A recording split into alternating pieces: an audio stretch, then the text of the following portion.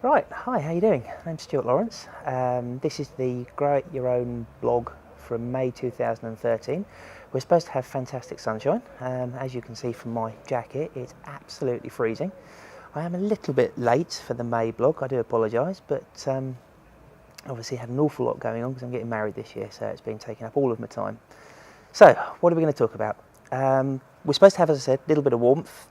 Unfortunately, not being quite as good, so the bits I'm going to tell you, just be a little bit careful with regards to planting out certain seedlings because they might get a little bit damaged with the cold weather or the heavy rains if they come down, because they can flood out. So obviously, as you know, we talked last month about doing some of the seedlings. We put some of the seedlings in big pots this year rather than planting them in little pots and then planting them up. It's worked brilliantly. Highly recommend that. So you get a nice big pot, biggest you can possibly get. Put a little bit of perlite in there or vermiculite. Plant your seeds in there. They grow in. You take out the weakest ones. Bob's your uncle. Fab. Also, the things that you should be doing in the garden. We've talked about the asparagus last month. Asparagus is something I really struggle with in my allotment. It's been an absolute beggar to try and grow, but it is working. You just need to give it lots and lots of fertiliser, lots and lots of water, and then when it comes to cutting it, make sure it's just one person cutting it. And that sounds really crazy, but if you're cutting it at different depths and different lengths, for some reason the plant doesn't seem to like it too much.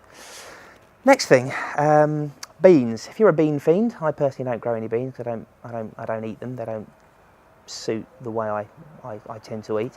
Now is the time to be getting them out.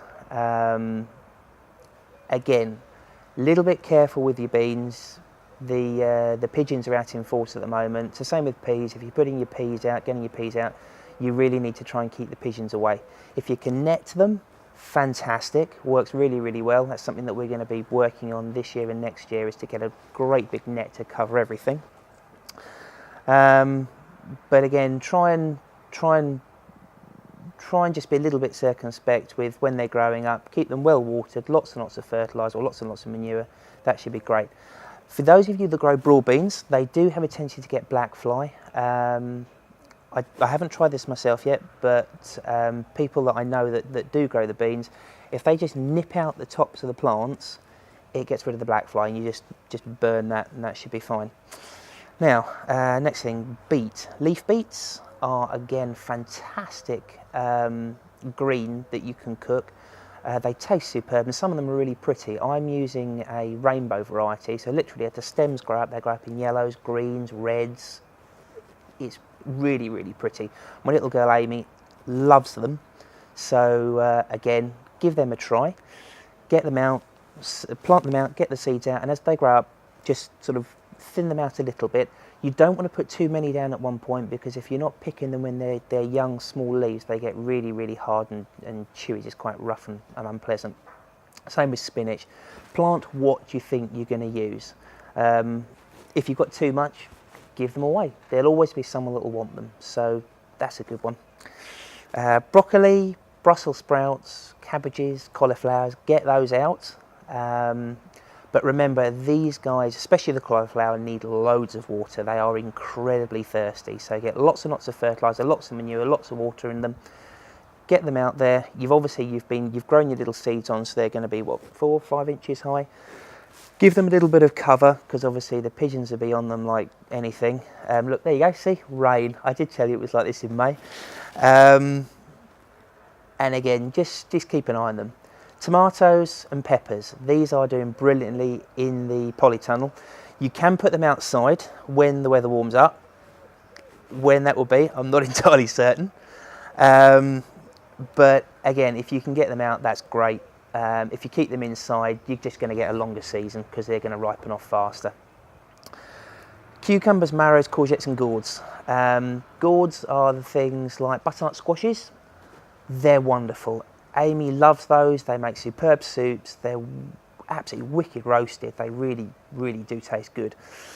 The cucumbers I tend to grow inside, again in the big pot trick. So you have the big pot with a bit of vermiculite, put 2 or 3 in there. Just if you want to take them out, you can, but I just tend to let 2 or 3 grow and then grow them up a big trellis. If you go to the Facebook site, I've actually shown you the design of the trellis work on there that I had a friend make. they're super. They're going to last for decades, so they'll probably outlive me because they're done in iron. But they do need lots of manure, again, I'm going to harp on about this, and lots of water. The more water, the more manure you get, the faster they're going to grow, the bigger, the healthier they're going to be. The squashes, pumpkins, courgettes, marrows, just put them outside in your big pots, in like the big water trays that we've got on the Facebook site. I've shown the design of them. You don't need to get down there, you don't need to water them every day. It's great, it's just easy growing. And then as they grow up, you can eat away and have fun. Lettuces, plant those out as you need. Do a little sprinkle every so often. If you put too many out, you're going to get a glut of lettuces, and that's just a waste. So unless you're giving them away again, just do a few each week. What else? Onions, last one really. The onions can go out. So if you've cheated like I did this year and bought them in plugs, then you're going to be getting those through the post. Put those in this month, that'll be super. If you want to do them with seeds, great. Don't thin them out, because then you've got lots of little teeny tiny ones, and then you can pickle those. And I must be honest, I do like a pickled onion. I'm not sure about anybody else, but pickled onion is actually quite good. So I was sitting there looking at the guy doing the film, and he's actually smiling as well. So obviously he quite likes a pickled onion. Other than that, yes, I will see you next month. That's great. Have a good one, and hopefully we'll have a little bit of sun next week, because I'm freezing right now. So see you later. Bye.